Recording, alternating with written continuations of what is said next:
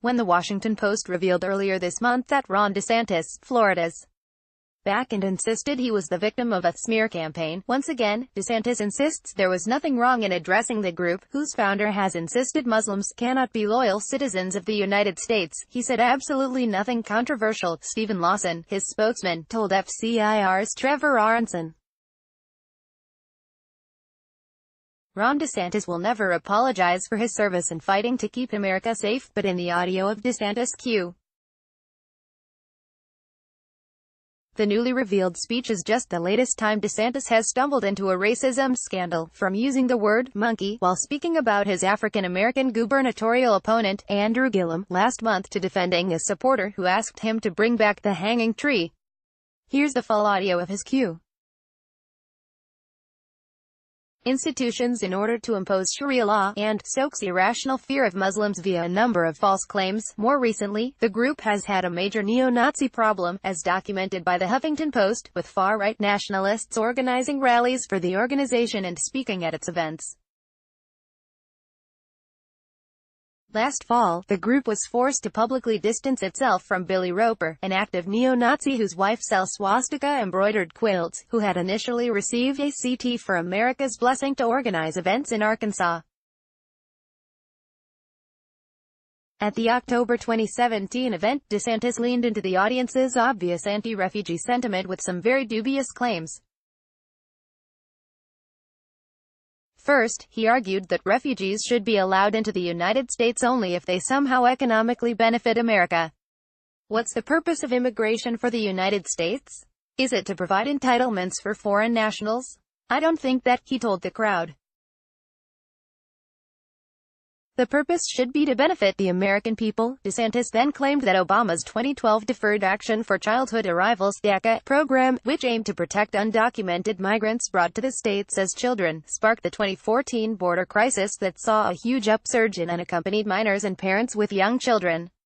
When Obama did DACA and it went into effect, the next summer we saw this massive surge of people coming across with minors, and there were even minors being smuggled across with no adult, DeSantis said. His policy really incentivized and facilitated more of that to happen, but there's very little evidence DACA sparked that crisis. Rather, a surge in violence across Central America, coupled with expansions of criminal smuggling networks, is more likely to blame. Perhaps most outrageous, DeSantis slandered asylum seekers by suggesting many of them were lying about the conditions they fled in their home countries and trying to take advantage of an easy American immigration system. I'm supportive of asylum, but it's like you just show up and say, asylum, without there being any facts, and Obama would just say, you can stay, it doesn't matter, DeSantis said. That got really out of whack, and you saw the number of people really grow who were claiming that. We need to tighten that up, so it's actually people who are being oppressed. The United States, in fact, has a stringent immigration court where asylum seekers must prove their cases to be allowed to stay.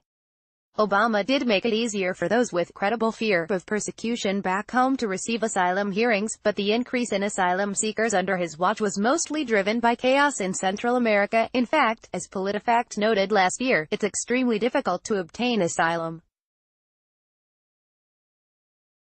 In fact, more than 97% of those who made their cases without attorneys were denied asylum under Obama, and even those with attorneys won the right to stay only 32% of the time. But context of DeSantis' speech is arguably even more important than his dubious claims to the crowd. He made his spurious anti-refugee claims to an audience gathered by a group that has made its name by stoking anti-refugee fears. As the Anti-Defamation League notes, ACT for America has time and again been caught spreading false and hateful propaganda about immigrants, especially Muslims. The group's founder has falsely claimed 25% of all Muslims support a radical form of Islam that backs suicide bombings and organized events that have drawn anti-government extremists.